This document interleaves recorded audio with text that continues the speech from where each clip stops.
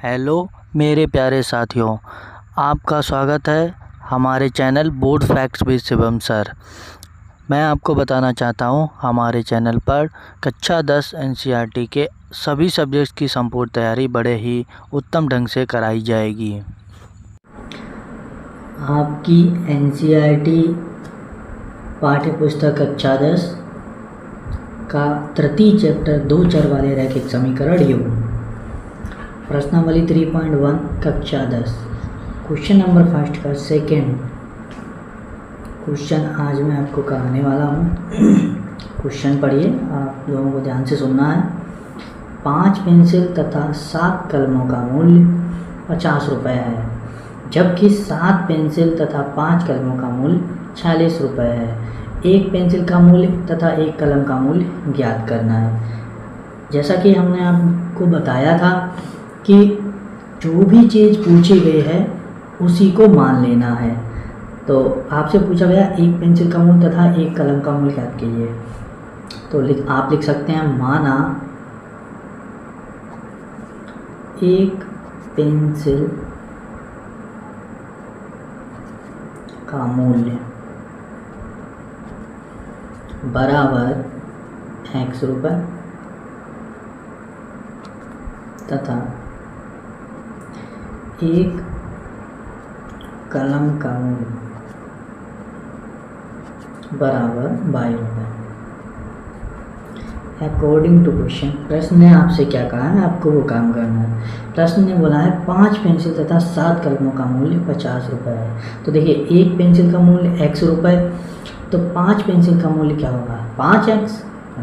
एक pencil x रुपये की, तो 5 पेंसिलें 5x रुपये की, तो 5 पेंसिलें हो गई तथा 7 कलमें, तो एक कलम y रुपये, तो 7 कलमें 7y रुपये। ठीक है, तो 5 पेंसिलें 7 कलमों का मूल्य, तो 5 पेंसिलों का मूल्य 5x, 7 कलमों का मूल्य 7y, तो का मूल्य 50 रुपये है। तो अगर इन दोनों को जोड़ेंगे, मतलब दोनों का मूल्य मिलाकर, 5 पेंसिल 7 कलमों का मूल्य मिलाकर 50 रुपये है, तो 5x तथा 7x दोनों को जोड़ेंगे, मतलब मिला देंगे, तो क्या हो जाएगा 50 रुपये होगा। ठीक है, तो यहाँ आपको रुपए अगर आप ना भी लिखें तो कोई दिक्कत वाली बात नहीं है, क्योंकि यहाँ हम इक्वेशंस बना रहे हैं। तथा दूसरी बात, प्रश्न में क्या बोली गई है, 7 पेंसिल तथा 5 कलमों का मूल्य 46 रुपये है। तो इसी प्रकार जैसे आपने प्रथम समीकरण बनाया, तो इसी प्रकार आप ये द्वितीय समीकरण भी बनाएंगे। दूसरी स्थिति है 7 पेंसिल तथा 5 कलमों का मूल्य, तो 7 पेंसिल का मूल्य 7x हो जाएगा और 5 कलमों का मूल्य 5y हो जाएगा, और ये है 46 रुपये। जैसा कि अभी आपको बताया कि आप यहाँ रुपये लिखें या ना लिखें, कोई इससे दिक्कत नहीं है। तो ये हो गई इक्वेशन सेकेंड। अब कल ही हमने आपको बताया था, एक तरफ आपको लिखना है समीकरण 1 से, पिछले वीडियो में आपको बताया गया है। इस साइड लिख सकते हैं आप समीकरण 2 से। ओके, तो समीकरण 1 से, तो समीकरण 1 लिखिए आप 5x + 7y = 50। अब आप या तो y बराबर निकाल लें या x बराबर निकाल लें, जो आपको ठीक लगे। इधर आप सेकंड समीकरण लिख लीजिए 7x + 5y = 46। तो यहाँ पर ध्यान देने वाली बात ये होगी, यहाँ पर भी जो वैल्यू आप ये निकालोगे वही वैल्यू आप ये निकाल लो। वैसे अगर आप इधर x या इधर y निकालना चाहें तो आपकी मर्जी। तो बराबर के नीचे बराबर लगाइए, 50 लिखिए, और यहाँ आपको x अगर निकालना है तो y वाला पद दूसरी तरफ भेज दीजिए। तो जैसा कि आपको पहले से ही पता है कि प्लस की कोई चीज़ अगर दूसरी तरफ जाती है तो किसकी हो जाती है, माइनस की। तो 7y प्लस का दूसरी तरफ गया तो क्या हो गया, -7y। ओके, और यहाँ 5x बराबर 50 - 7y।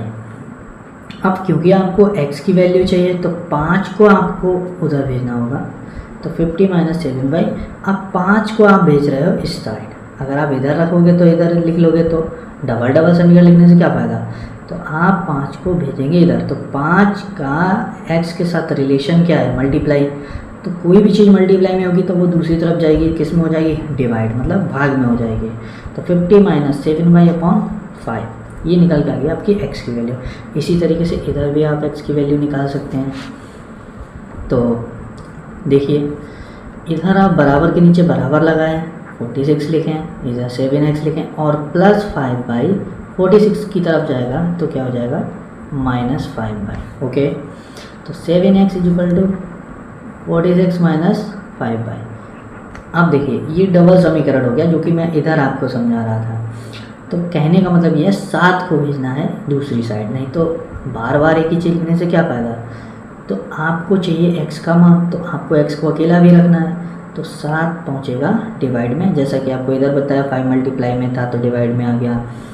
इसी तरीके से इधर भी 7 मल्टीप्लाई में है तो डिवाइड में आ गया। ओके, इस समीकरण का यहाँ कोई मतलब नहीं है। अब देखिए आप यहाँ भी आपको x की वैल्यू ये कंप्लीट दे रखी है, आपको यहाँ भी x की वैल्यू ये कंप्लीट दे रखी है। तो आप कल की तरह 3 बॉक्स बनाइए और एक जगह लिखिए x, एक जगह लिखिए y। इस साइड भी वही काम, एक बॉक्स बनाइए और एक तरफ लिखिए x और एक तरफ लिखिए y। अब यहाँ ध्यान देने वाली बात यह है कि आपको y की वैल्यू रखनी पड़ेगी तो आसानी से x की वैल्यू आ जाएगी। तो y की वैल्यू आप क्या रखते हैं, तो अगर आप यहाँ देखिए ध्यान से y की वैल्यू अगर आप 5 रखेंगे, चलो इसको साइड में समझ लीजिए। यहाँ पर हम एक बॉक्स बना दे रहे हैं, यही समझा दे रहे हैं आपको। यहाँ लिखा आपका 50 - 7/5। तो 50 - 7 अगर आप y की जगह 5 रखेंगे तो मल्टीप्लाई 5 होगा, ना कि 75 कर दो आप अपॉन 5। तो 57 × 5, तो 7 5 जा 35, 7 5 जे 35, तो बटे 5। ठीक है, तो 50 से 35 माइनस होगा तो 15 बचा और 5, तो 5 का डिवाइड होगा तो 3 आएगा। तो x मतलब यहाँ आपने अगर y की वैल्यू 5 रखी तो 7 5 जा 35, 50 से 35 माइनस होगा 15 बचेगा, 5 का 15 में डिवाइड होगा तो 3 आएगा। कहने का मतलब तो आपने y की वैल्यू रखी 5 तो आपको मिली x की वैल्यू 3। इसी तरीके से आप y की वैल्यू दूसरी पुट करेंगे तो क्या आएगा। अगर आप यहाँ y की वैल्यू पुट करेंगे, मान लो अगर आप यहाँ y की वैल्यू पुट करते हैं 4, तो 7 चौक 28, 50 से 28 जाएगा, कितना बचेगा, फिर ये माइनस नहीं होगा। तो कहने का मतलब ये है अगर आप यहाँ माइनस की वैल्यू रख रहे हैं तो फिर ये 50 में ऐड होगा, जुड़ेगा। तो यहाँ ध्यान रखने वाली बात ये भी होगी कि 5 का डिवाइड भी हो जाए, y की ऐसी वैल्यू पुट करो जो अगर 50 से इस वैल्यू को घटाएं तो 5 से डिवाइड भी हो जाए, ताकि पॉइंट्स का हिसाब किताब ना रहे। ये आपकी x की वैल्यू, अगर आप y की वैल्यू 10 रख रहे हैं, ठीक है। इसी तरीके से आप इधर भी पुट करिए। तो यहाँ पर इस इक्वेशन को देखना है, ठीक है। तो यहाँ अगर आप y की वैल्यू इस तरीके से पुट करेंगे कि 7 का डिवाइड हो जाए 46 से घटने के बाद, कहने का मतलब। तो अगर आप यहाँ रखोगे y की वैल्यू 5 का टेबल, तो अगर आप y की वैल्यू 5 पुट कर रहे हैं तो 5 25, 46 से 25 से आएगा, कितना बचेगा, दिमाग लगाओ, 21। तो 7 का 21 में डिवाइड करोगे तो क्या आएगा, 3, x की वैल्यू आ गई 3। चलो इसे भी आप देख लें एक बार। यहाँ पर आपका दिया है 46 - 5/7। तो 46 - 5 इंटू y की जगह आप रख रहे हैं 5, तो 5 5 जा 25 कर दो अपॉन 7। तो 46 से 25 माइनस होगा 21 अपॉन 7, 7 का 21 में डिवाइड होगा तो 3, तो 3 आपका आ गया। अब सेकेंड वैल्यू y की आप क्या पुट करेंगे, यदि आप x की वैल्यू 12 रखेंगे तो 12 × 5 = 60 से 40 घटेगा तो 14, 7 का 14 में भाग देंगे तो 2 आएगा। बट -60 बड़ा होगा तो जो बड़ी संख्या होती है उसी का चिन्ह लगता है। तो यहाँ पर क्या होगा, अगर आप 12 रख रहे हो तो 7 का जब भाग लगेगा तो 12 पंजे 60, 60 से 40 गया 14, तो 7 का 14 में भाग देंगे, 7 दूनी 14, तो -2 आएगा। ओके, इसी से आपको बनाना है ग्राफ। तो ग्राफ के लिए ध्यान से सुनिए। तो देखिए, ग्राफ पर नज़र डालिए। आपके ये युग्म निकल के आए थे 3 5 -4 10 3 5 -2 12। तो यहाँ पर आपको, जैसा कि आपको पिछला सवाल करवाया था, यहाँ भी आपको ये ढूंढना है। तो आप ढूंढिए 3 और 5। तो 3 पहला 3x और y पर 5। तो इधर होता है x अक्ष और इधर होता है y अक्ष, और y नीचे वाला -y, इधर -x। ओके, और ये नीचे होगा -y वाला। तो आपको x का मतलब x अक्ष पे 3 और प्लस y अक्ष पे 5। तो ढूंढिए, 3 ये हो गया, देखिए 3 ये हो गया, और y अक्ष पे ढूंढना है 5, तो 5 ये हो गया। तो इन्हीं की सीध में लाइए। तो x पे 3 और y पे 5, x पे 3 और y पे 5। तो ये पॉइंट आपका होगा 3,5। ओके, अब देखिए -4, -4,10। तो -4 का मतलब x पे ढूंढना है -4, x पे ढूंढना है -4, और y पे ढूंढना है 10। तो पॉइंट आप ढूंढिए। तो इधर देखो 10 की सीध मिलाइए, 10 की सीध आप मिलाइए, और इधर 4, तो लगभग यहाँ पर होगा पॉइंट। तो इधर 4 की सीध मिला लीजिए, तो क्या होगा,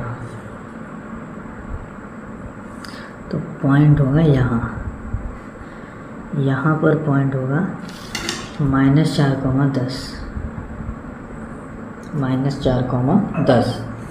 अब y और x, अब दूसरी रेखा बनानी। तो पहले इनको मिला दीजिए, इन बिंदुओं को मिलाकर आगे बढ़ा दीजिए, एक लाइन बना दीजिए, एक रेखा खींच दीजिए, खींच गई।